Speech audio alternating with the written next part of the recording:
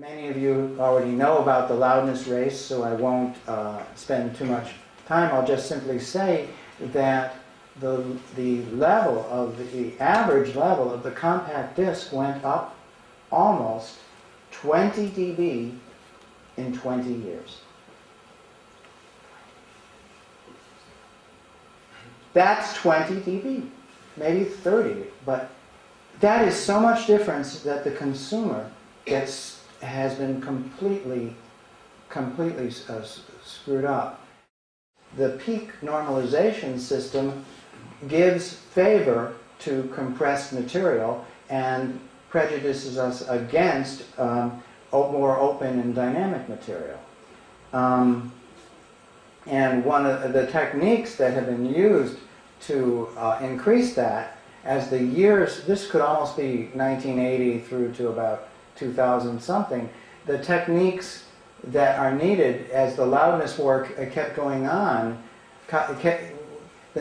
each of these represents a new big gun that was invented to give us more loudness, and each of the tools became more and more powerful.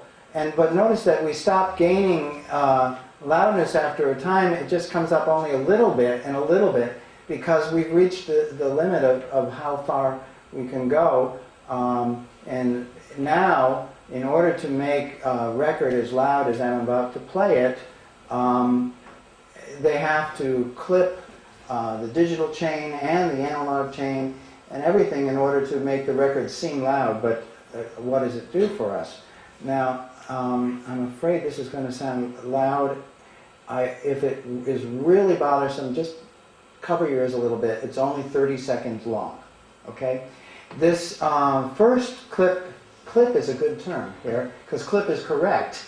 This first clip is one of my favorite performers. You all know him as Jennifer Lopez's husband, Mark Anthony.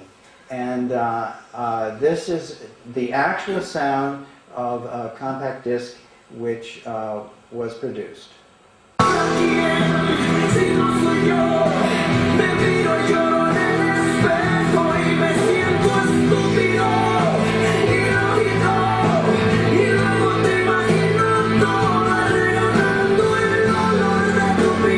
I can stop it. Oh, good. Okay. That's what Mark Anthony's material sounds like. Now, I'm not pretending that I'm a saint or an angel, but I did master this material in blue on the right. And I did not clip its output. I used a little bit of peak limiting and some compression to keep it somewhat competitive. You tell me how much lower it is in loudness than the Mark Anthony.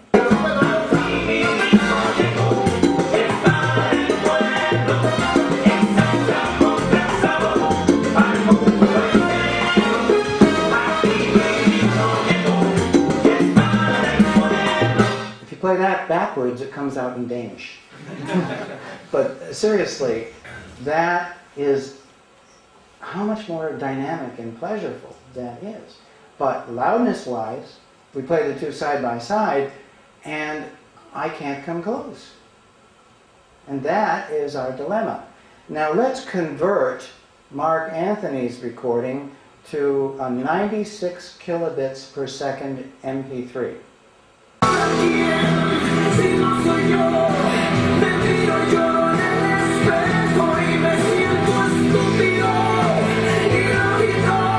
Estúpido.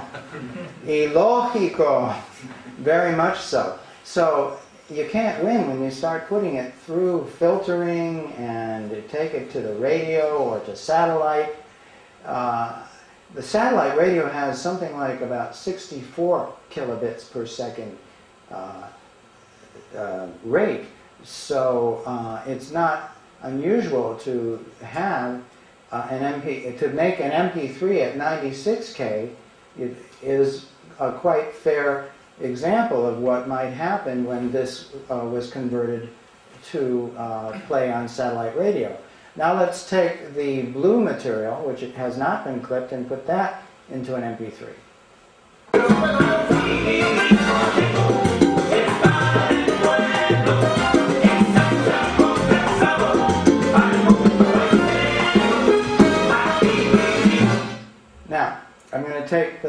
Mark Anthony material, and I'm going to subtract the source from the MP3 result.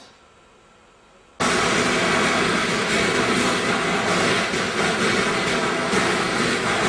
all we get,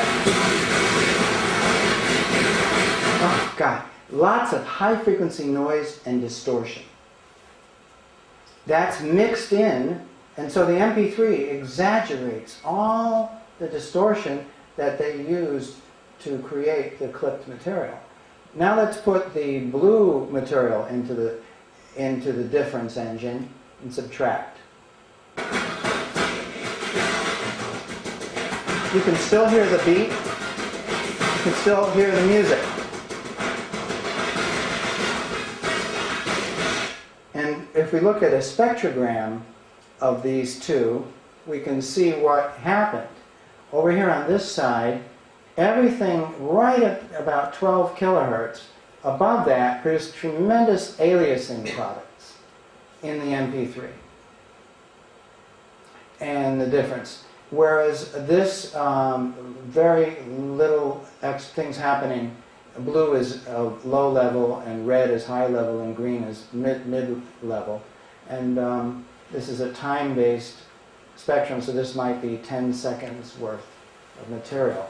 So you can't beat the laws of physics.